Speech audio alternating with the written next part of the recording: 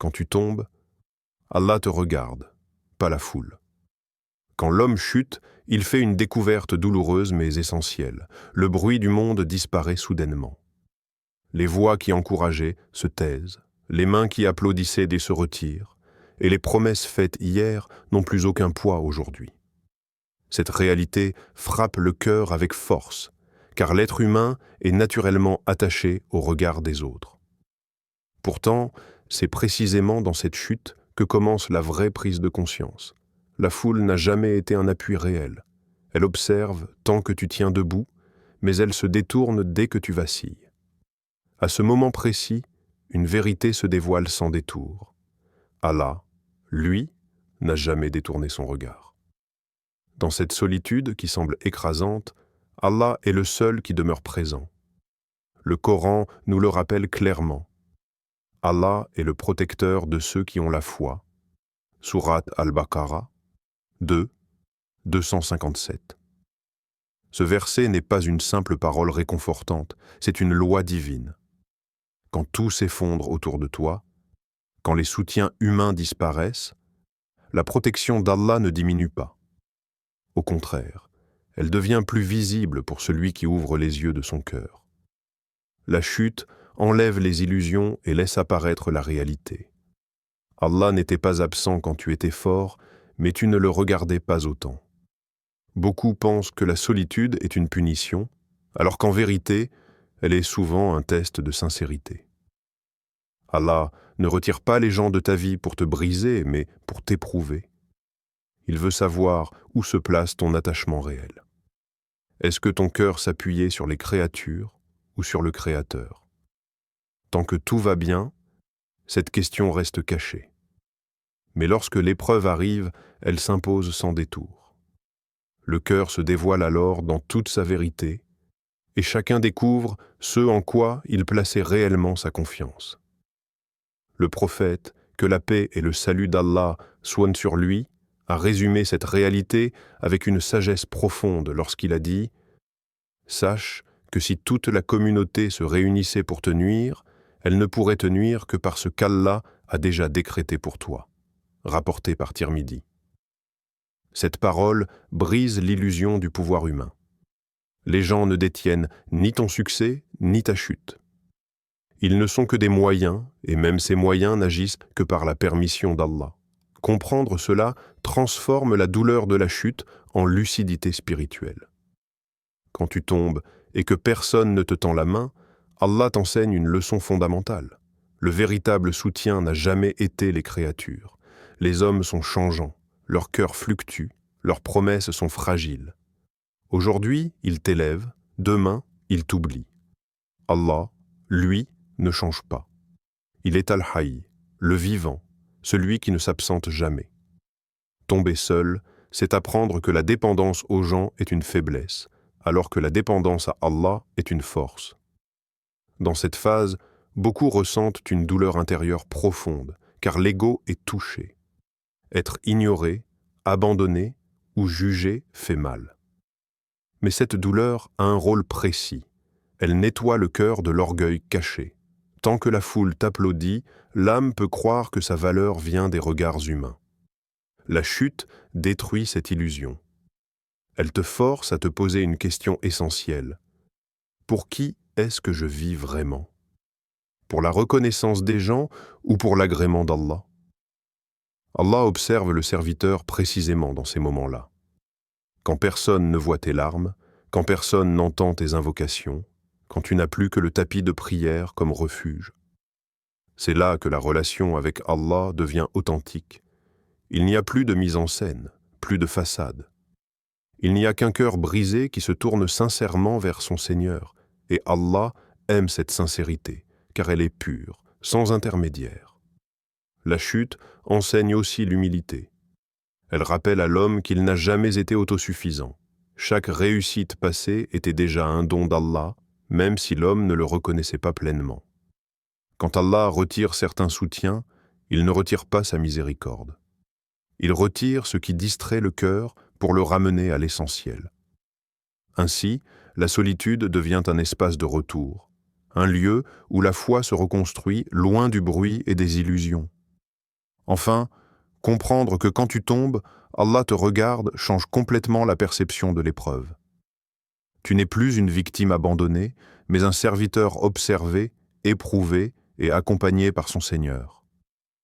La foule n'a jamais eu le pouvoir de te sauver, et son absence aujourd'hui ne définit pas ta valeur. Ce regard d'Allah, constant et juste, vaut plus que tous les applaudissements du monde. Et celui qui l'a compris commence déjà à se relever intérieurement, même s'il est encore à terre extérieurement. 2. Le succès isole ce qu'Allah veut élever. Le succès, tel qu'Allah le conçoit, ne commence presque jamais dans le bruit ou sous les projecteurs. Il débute souvent dans le silence, dans l'incompréhension et parfois dans une solitude lourde à porter. Contrairement à l'idée répandue, l'élévation réelle n'est pas entourée de foules enthousiastes, mais d'épreuves discrètes que seul le cœur ressent. Plus Allah veut élever un serviteur, plus il l'éloigne progressivement des fausses attaches qui occupaient son cœur. Cette séparation n'est pas visible de l'extérieur, mais elle agit profondément à l'intérieur, là où se construisent la foi et la sincérité. Beaucoup désirent la réussite, mais peu sont prêts à en payer le prix spirituel. Ils veulent atteindre un rang élevé sans perdre leurs repères humains, sans être incompris, sans être seuls. Pourtant, la solitude est souvent une étape inévitable du chemin. Allah retire certaines présences pour que le serviteur apprenne à ne plus dépendre d'elle. Cette privation n'est pas une perte, mais un réajustement du cœur. Elle enlève ce qui encombre l'âme afin de laisser place à ce qui élève réellement, la proximité d'Allah. Le Coran pose une question directe et profonde. Pensez-vous entrer au paradis sans que ne vous atteigne ce qui a atteint ceux qui vous ont précédés? Sourate Al-Baqarah 2, 214. Ce verset rappelle que l'épreuve n'est pas une exception, mais une règle. Ceux qui ont été élevés avant nous ont traversé la peur, la solitude, la douleur et l'abandon. Le succès véritable n'est jamais donné sans purification préalable, et cette purification passe souvent par le retrait des soutiens humains afin que la foi ne repose plus que sur Allah. Le prophète, que la paix et le salut d'Allah soient sur lui, est l'exemple le plus clair de cette réalité. Avant la victoire, il a connu le rejet de son peuple, les insultes, les complots et l'isolement. Il a été traité de menteur alors qu'il était le plus véridique et abandonné par ceux qu'il aimait. Même à Taïf, lorsqu'il a été chassé et blessé, il était seul face à son Seigneur. Pourtant, c'est dans ces moments d'extrême solitude que sa relation avec Allah s'est manifestée avec la plus grande force. Cette épreuve n'a pas diminué son rang, elle l'a élevé. La solitude imposée par Allah a un rôle précis, elle forge la patience, le sabre.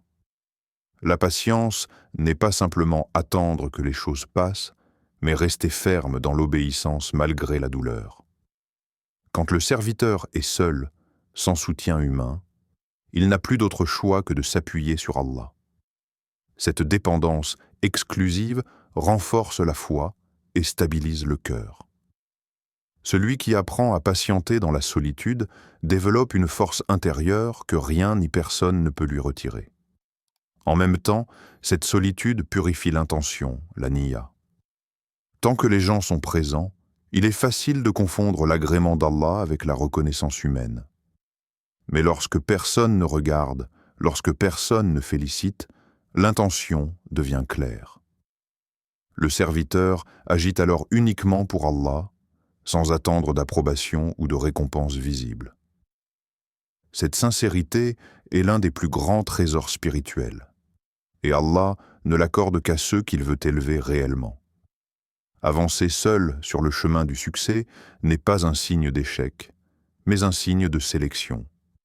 Allah ne confie pas l'élévation à ceux dont le cœur est encore attaché à l'opinion des gens. Celui qui marche seul apprend à marcher avec Allah. Il découvre que la compagnie d'Allah suffit, même quand le monde entier se détourne. Cette marche intérieure donne une clarté que la foule ne peut offrir. Elle permet de voir le chemin sans distraction et de rester droit malgré les vents contraires. La solitude apprend aussi la discipline spirituelle. Sans encouragement extérieur, le serviteur doit nourrir sa foi par la prière, l'invocation et le rappel d'Allah. Il n'agit plus par motivation émotionnelle, mais par conviction profonde. Cette constance forge un caractère solide, capable de résister aux épreuves futures, car celui qui a appris à tenir debout seul avec Allah ne s'effondre pas lorsque les difficultés se multiplient. Il est important de comprendre que cette isolation n'est pas permanente. Elle est une phase, un passage nécessaire avant l'ouverture. Allah isole pour construire, puis il ouvre lorsque le cœur est prêt. Ceux qui refusent cette solitude retardent leur propre élévation, car ils s'accrochent à ce qu'Allah veut retirer. Accepter cette étape avec foi, c'est accepter le processus divin tel qu'il est, sans le juger à travers les critères humains. Ainsi, le succès selon Allah n'est pas une accumulation de reconnaissance, mais une purification progressive du cœur. Celui qui accepte d'être seul pour Allah est préparé à porter une responsabilité plus grande. Et celui qui marche avec Allah ne se perd jamais, même quand le monde entier l'abandonne, car sa direction ne dépend plus des gens, mais de la guidance divine. 3. La chute révèle la vérité des cœurs. Quand tu es fort, entouré de réussite et de stabilité, l'amour des gens semble naturel. Les sourires sont nombreux, les paroles sont douces, et la présence des autres paraît sincère. Mais cette affection est souvent liée à ce que tu représentes, non à ce que tu es réellement. Lorsque la chute survient, ce décor s'effondre. Les visages changent, les attitudes se transforment, et la réalité se dévoile sans filtre. C'est à ce moment précis que la vérité apparaît. La force attire, mais la faiblesse révèle. La chute agit comme une lumière crue qui éclaire les cœurs et sépare l'authentique de l'illusion. Allah place la chute comme un miroir devant le serviteur. Ce miroir ne montre pas seulement les autres, il révèle d'abord ce qui se trouve à l'intérieur. Allah dit « Allah éprouve ce qu'il y a dans vos poitrines ». Sourate Al-Imran 3, 154. Cette épreuve n'a pas pour but d'humilier, mais de dévoiler. Elle met à nu les intentions, les attachements et la nature réelle de la relation avec Allah. Tant que tout va bien, le cœur peut se cacher derrière des apparences. Mais lorsque l'épreuve arrive, il n'y a plus d'endroit où se dissimuler. Dans la chute, les réactions des gens deviennent évidentes. Certains s'éloignent sans un mot, d'autres observent en silence, et certains jugent durement. Cette distance peut blesser profondément, mais elle joue un rôle essentiel. Elle t'apprend à ne plus mesurer ta valeur à travers le regard des autres. Allah te montre qui était présent par intérêt et qui était sincère. Mais plus important encore, il observe ton propre cœur. Face à l'épreuve, te plains-tu des gens ou te tournes-tu vers lui? Accuses-tu le destin ou te prosternes-tu dans l'humilité? C'est dans ces moments que le cœur est réellement testé. La chute pose une question silencieuse, mais décisive. À qui appartiens-tu vraiment? Lorsque la facilité disparaît, la foi devient visible. Le serviteur découvre s'il adorait Allah par habitude ou par conviction profonde. L'épreuve ne crée pas la foi, elle la révèle. Elle montre si la relation avec Allah était conditionnelle ou sincère, liée aux circonstances ou enracinée dans le cœur. La prière dans la solitude prend alors une dimension différente. Elle n'est plus un acte mécanique, mais un refuge. Lorsque personne n'écoute, Allah écoute. Lorsque personne ne comprend, Allah comprend. La prière devient une conversation intime, un espace où le cœur peut s'exprimer sans masque. Dans le silence de la nuit, ou dans la discrétion d'un moment volé au monde, le serviteur se tient seul devant son Seigneur. Cette solitude, autrefois redoutée, devient une lumière apaisante. Le prophète, que la paix et le salut d'Allah soient sur lui, a dit « Les actes ne valent que par les intentions », rapporté par Al-Bukhari. La chute met cette parole en pratique de manière concrète.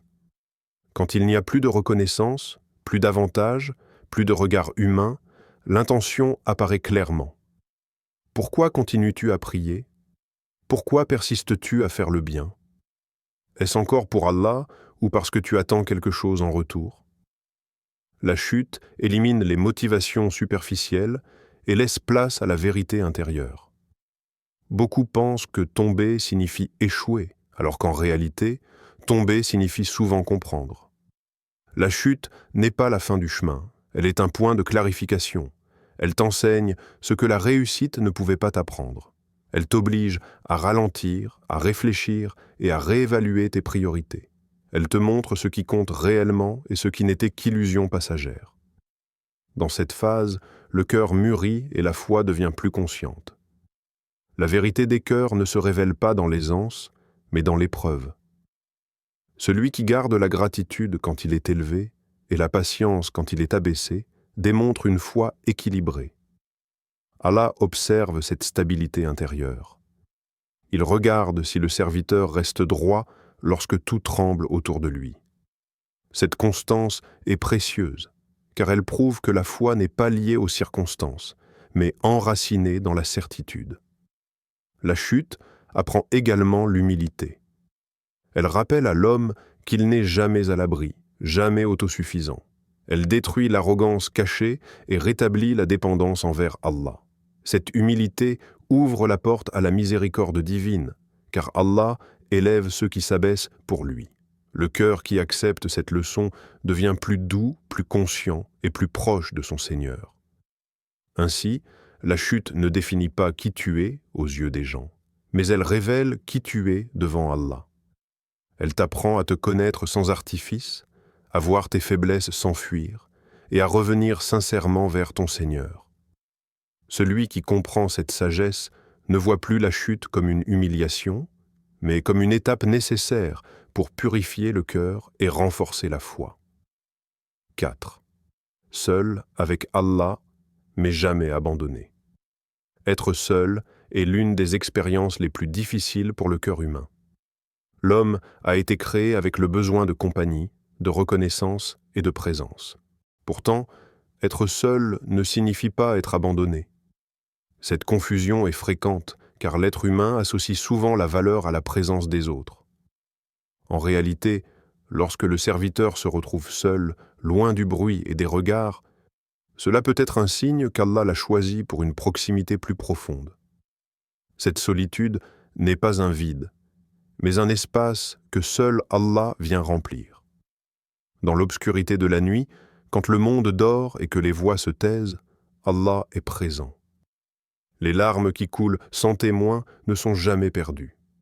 Allah les voit, les compte et connaît la douleur qu'elles portent. Cette intimité silencieuse entre le serviteur et son Seigneur est une miséricorde cachée. Là où personne ne remarque ta souffrance, Allah la comprend parfaitement. Cette conscience transforme la solitude en réconfort, car le cœur sait qu'il n'est jamais seul aux yeux d'Allah. Allah rappelle dans le Coran: « N'est-ce pas par le rappel d'Allah que les cœurs s'apaisent » Sourate Ar-Ra'd 13, 28. Ce verset révèle une vérité essentielle. La paix véritable ne vient pas de la compagnie des gens, mais de la connexion avec Allah. Même entouré, un cœur peut être vide. Et même seul, un cœur peut être apaisé s'il est attaché à son Seigneur. La solitude devient alors un terrain fertile pour le rappel, l'invocation et la méditation. Beaucoup savent parler à la foule. Ils savent exprimer leurs émotions devant les gens, chercher leur approbation et exposer leur douleur. Mais peu savent parler à Allah dans le secret. La solitude oblige le serviteur à changer d'interlocuteur. Lorsqu'il n'y a plus personne à qui se confier, le cœur se tourne naturellement vers Allah. Cette conversation secrète est souvent plus sincère que toutes les paroles prononcées en public. Elle ne cherche pas l'attention, mais le secours divin. C'est dans cette solitude que naissent les invocations les plus profondes. Des invocations sans formule compliquée, sans mots calculés, mais chargées de vérité.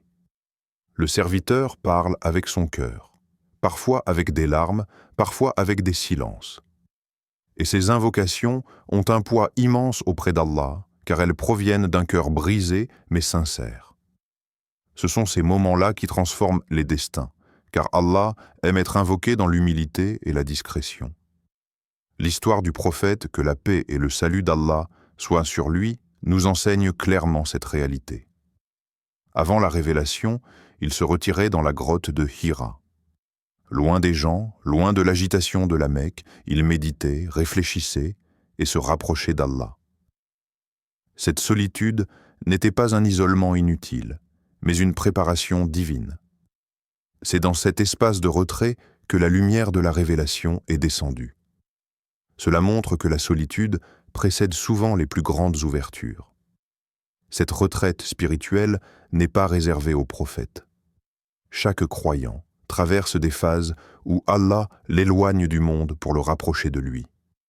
Ces moments peuvent être incompris et douloureux, mais ils portent en eux une sagesse immense. Allah retire certaines présences pour que le serviteur découvre sa présence. Il ferme certaines portes pour ouvrir celles de la proximité divine. Celui qui comprend cela cesse de voir la solitude comme une punition. La solitude permet aussi au cœur de se purifier du bruit inutile. Les opinions, les jugements et les attentes des autres perdent leur influence. Le serviteur commence à entendre sa propre conscience et à discerner la guidance d'Allah plus clairement. Sans distraction, la foi devient plus consciente et plus stable. Le rappel d'Allah prend une place centrale et le cœur trouve un équilibre qu'il n'avait jamais connu auparavant. Être seul avec Allah, c'est apprendre à se suffire de lui. Ce n'est pas rejeter les gens, mais ne plus dépendre d'eux émotionnellement et spirituellement. Cette indépendance intérieure est une force. Elle permet aux croyants de rester droits, même lorsque les circonstances sont difficiles. Celui qui a goûté à la proximité d'Allah dans la solitude ne craint plus l'abandon humain, car il sait que la plus importante des présences ne le quittera jamais. Ainsi, la solitude n'est pas une absence, mais une invitation.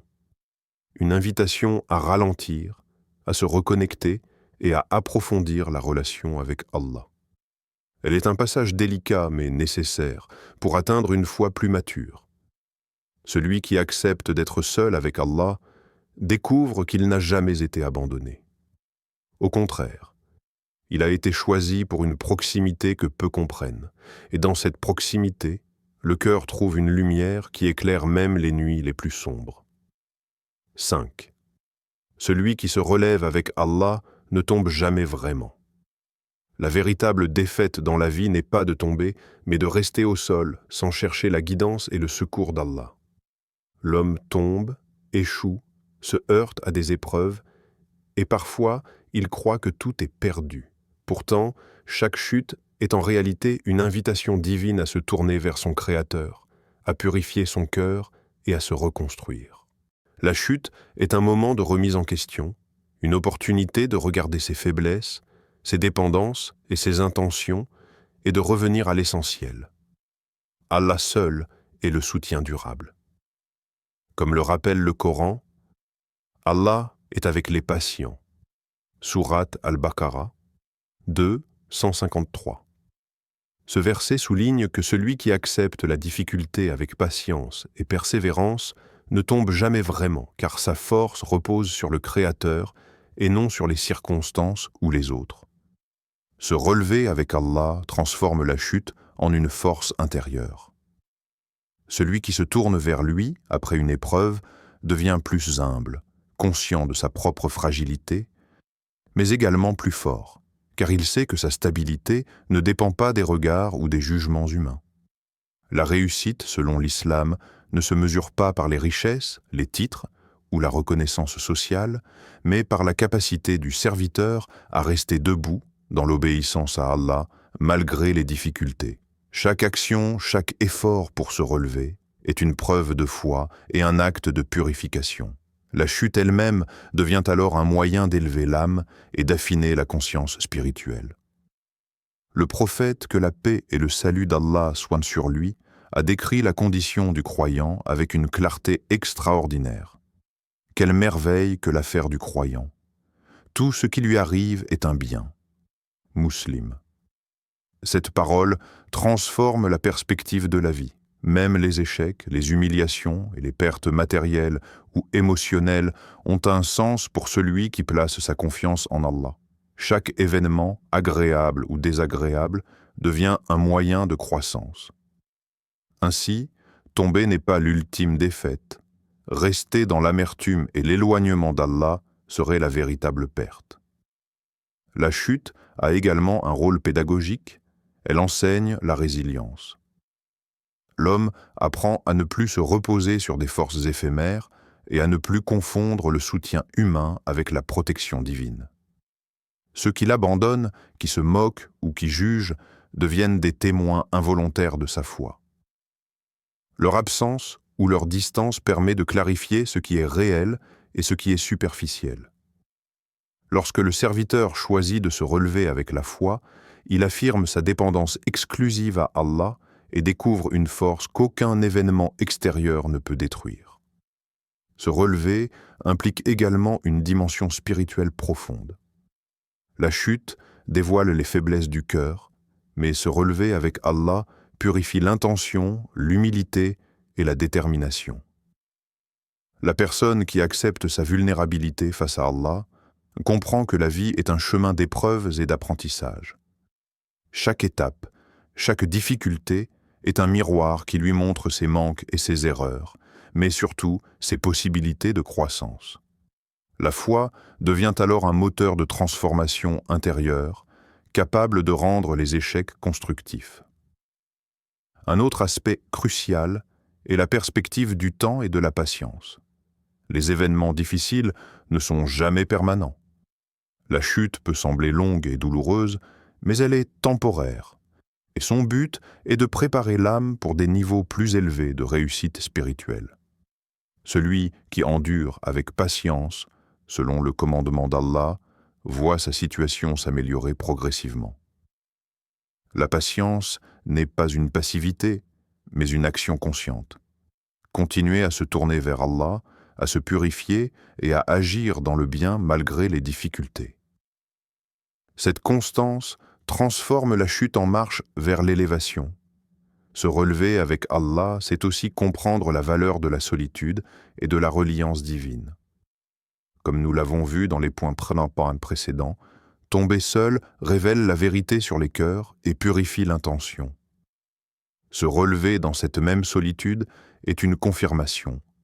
Allah est suffisant pour le serviteur et aucune épreuve ne peut être surmontée plus efficacement que lorsqu'elle est abordée avec la guidance divine. Même quand le monde semble tourner le dos, le croyant qui se relève sait qu'il marche devant, guidé et accompagné par Allah. Enfin, la chute et le relèvement sont un cycle spirituel essentiel. Ceux qui ne tombent jamais risquent de rester attachés à leur propre orgueil ou à des illusions de pouvoir. Ceux qui tombent et se relèvent, eux, construisent une foi solide, une conscience aiguisée et un cœur purifié. Allah utilise la chute pour enseigner la patience, la reliance, l'humilité et la force intérieure.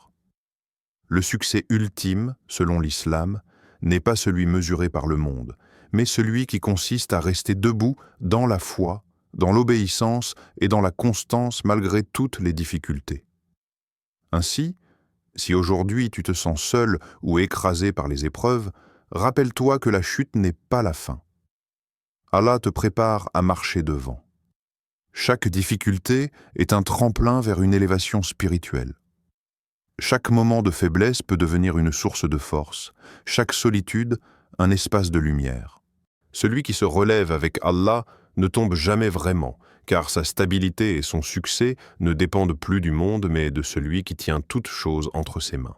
Quand tu tombes et que tu te retrouves seul, rappelle-toi que ce silence n'est pas vide, il est rempli de la présence d'Allah. Cette vérité dure du succès nous enseigne que la solitude n'est pas un échec, mais une école. Elle nous apprend la patience, la sincérité et la reliance totale à Allah. Les gens viennent et partent, mais Allah reste. Si cette parole a touché ton cœur, ne la garde pas pour toi seul. Abonne-toi à la chaîne, partage cette lumière autour de toi et permets à d'autres cœurs de se réveiller. Merci d'avoir ouvert ton cœur à cette parole. Merci d'avoir pris ce temps avec Allah. Allah dit, et quiconque place sa confiance en Allah, il lui suffit. Sourate At-Talaq, 65, 3. Que cette parole t'accompagne dans tes nuits de doute et tes jours d'effort. Que la paix, la miséricorde et la lumière d'Allah soient sur toi. Amin.